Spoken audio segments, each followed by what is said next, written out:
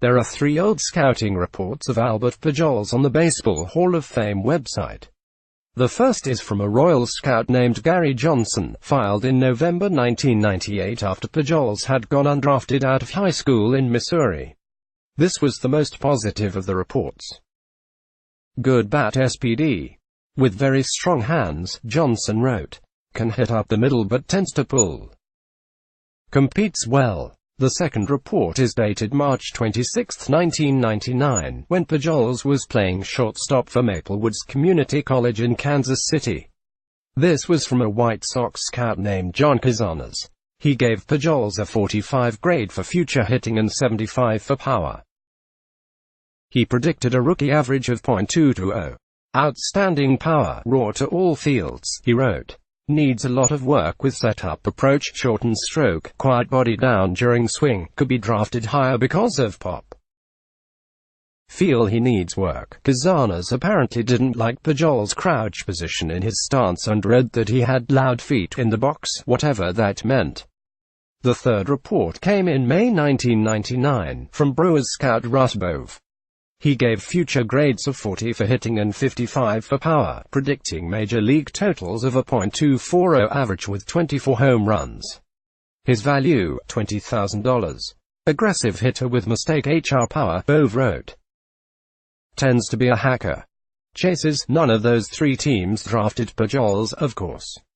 The Royals, despite the scouts' $80,000 tag on Pujols, passed on him 17 times before the Cardinals finally took him in the 13th round.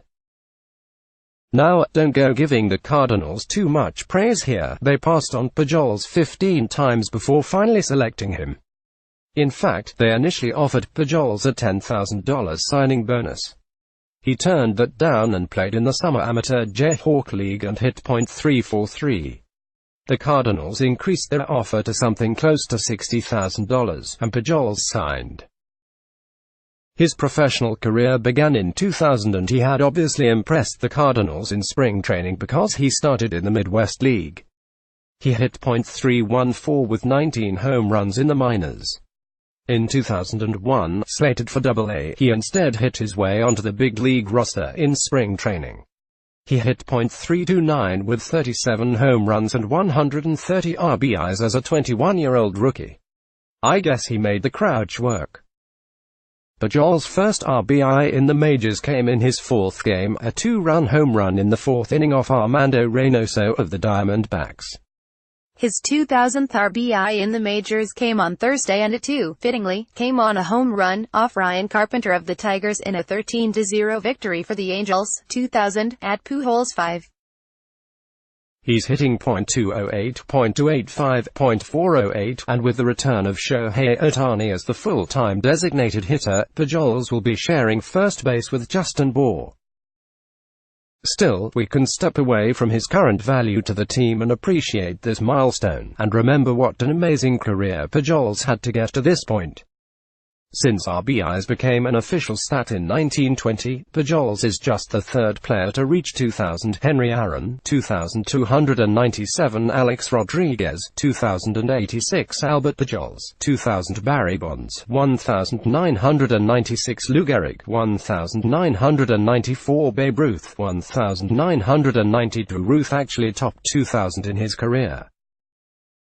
Baseball-reference.com, using data from RetroSheet, credits him with 2,214 RBIs.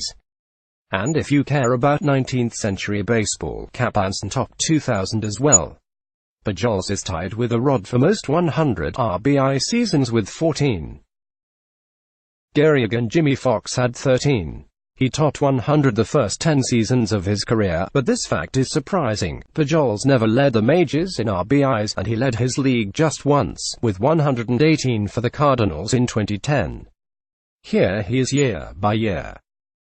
Year Pujols B leader total Pujols rank 2,001,130 Sammy Sosa 1,605th in NI 8th in MLB 2002-127 Alex Rodriguez 1,422nd in NI 5th in MLB 2003-124 Carlos Delgado 1,454th in NI 5th in MLB 2004-123 Miguel Tejada 1,503rd in NI 7th in MLB 2005-117 David Ortiz 1,482nd in NI 8th in MLB 2006-137 Ryan Howard 1,492nd in NI 2nd in MLB 2007-103 Alex Rodriguez 156 not in top 102,008,116 Ryan Howard 1,464th in NI 9th in MLB 2009-135 Fielder Howard 1,413th in NI 3rd in MLB 2010-118 Miguel Cabrera 1,261st in NI 4th in MLB 2011-199 Matt Kemp 1,267th in NL 2012-105 Miguel Cabrera 1,398th in AL 2013-64 Chris Davis 138 not in top 102,014,105 Adrian Gonzalez 1,165th in AL 6th in MLB 2015-95 Nolan Arenado 13,010th in AL 2016-119 Nolan Arenado 1,333rd in NI 4th in MLB 2017-101 Giancarlo Stanton 1,329th in AL 2018-64 J.D.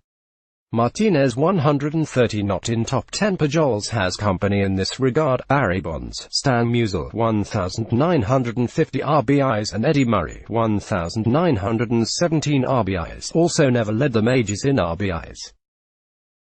RBIs, of course, have become widely disparaged in the sabermetric era since they're somewhat context-dependent. You need runners on base in front of you to collect a lot of them.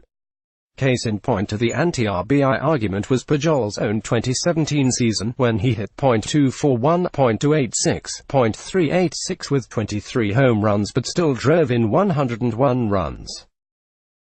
While he did improve with runners in scoring position .264, .323, .448, he drove in 100 runs because of his spot in the lineup and his RBI opportunities.